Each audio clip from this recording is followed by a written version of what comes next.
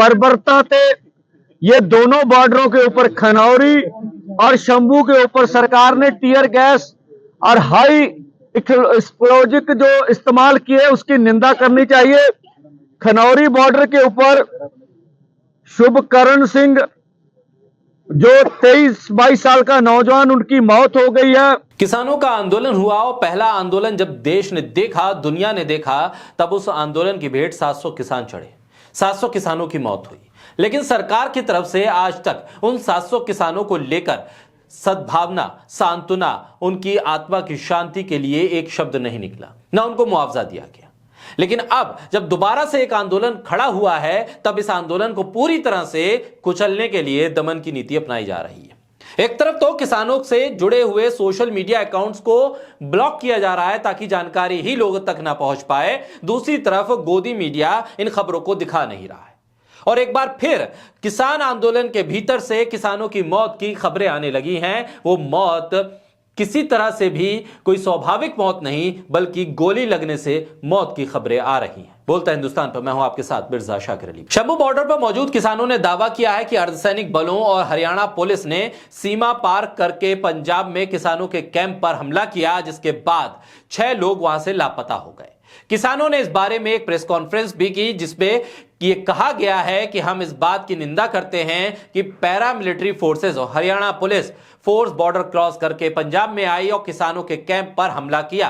Punjab police को इस बारे में जवाब देना चाहिए और ये कैसे हुआ ये बताना चाहिए। किसानों ने अपनी प्रेस कॉन्फ्रेंस में कहा कि हमारे ट्रैक्टरों पर अटैक किया गया, वहां से हमारे 6 लोगों को उठा लिया गया है, वो लापता है, इनको उठाकर लेकर गए हैं। ये दावा किया गया है किसानों की प्रेस कॉन्फ्रेंस में। साथ ही कहा गया है कि मानवता के आधार पर 2 देशों की जंग के दौरान भी पैरामेडिकल स्टाफ पर कोई हमला नहीं करता, लेकिन कल खनौरी में मेडिकल कैंप में जहां घायलों का इलाज डॉक्टर कर रहे थे, उनको भी पीटा गया, लूटपाट की गई, वहां पर ये तमाम चीजें की गई।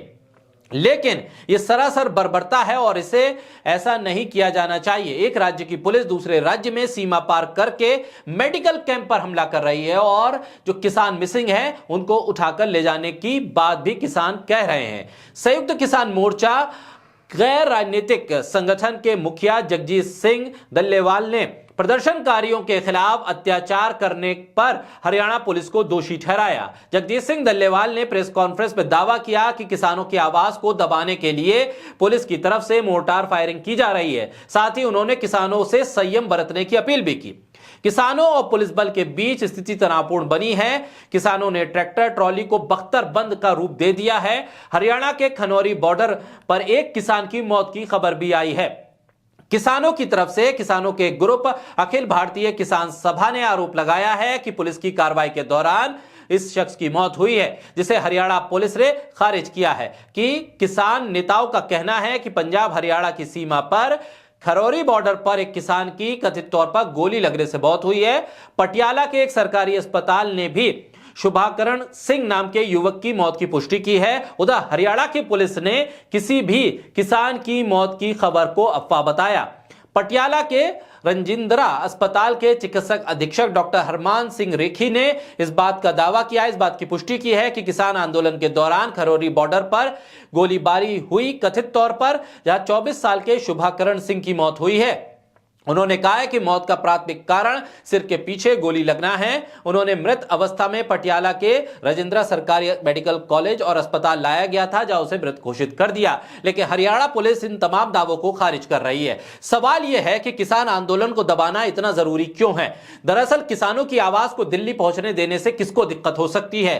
भारत ही नहीं, दुनिया भर के अलग अलग देशों में किसान आंदोलन कर रहे हैं। किसान अपनी फसलों को सड़क पर डाल रहे हैं, अपने ट्रैक्टर ट्रॉली के साथ सड़क पर उतर रहे हैं। भारत ही नहीं बल्कि पूरी दुनिया में किसान इस तरह से आंदोलन कर रहे हैं। लेकिन किसी भी देश ने अपने देश के किसानों को आतंकवादी नहीं किया, कहा है, और ना ही किसानों को इस तरह से बर्बर तरीके से रोका है, ना ही किसानों पर फायरिंग की है, ना ही किसानों पर आंसू गैस के गोले छोड़े हैं, ना ही किसानों को लेकर सड़कों पर कीलें बिछाई गई हैं। भारत में ही ये तमाम चीजें क्यों हो रही हैं? क्या सरकार को डर है कि चुनाव से पहले अगर किसान दिल्ली पहुंच गए तो फिर चुनावी माहौल गड़बड़ा सकता है? आखिर ऐसा क्यों हो रहा है कि अपने देश के ही नागरिकों पर इस देश की पुलिस एक राज्य की सीमा को क्रॉस करके दूसरे राज्य की सीमा में पहुंचती है और वहां पर किसानों के टेंट पर, उनके मेडिकल कैंप पर उनके ट्रैक्टर ट्रॉली पर हमला बोलती है।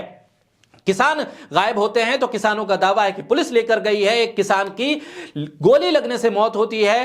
पंजाब के मेडिकल डॉक्टर्स ये कहते हैं कि गोली लगने से मौत हुई है। हरियाणा के पुलिस दावे को खारिज करती है। आखिर इस देश के भीतर अपने ही देश के नागरिकों के साथ ऐसा व्यवहार क्यों हो रहा है?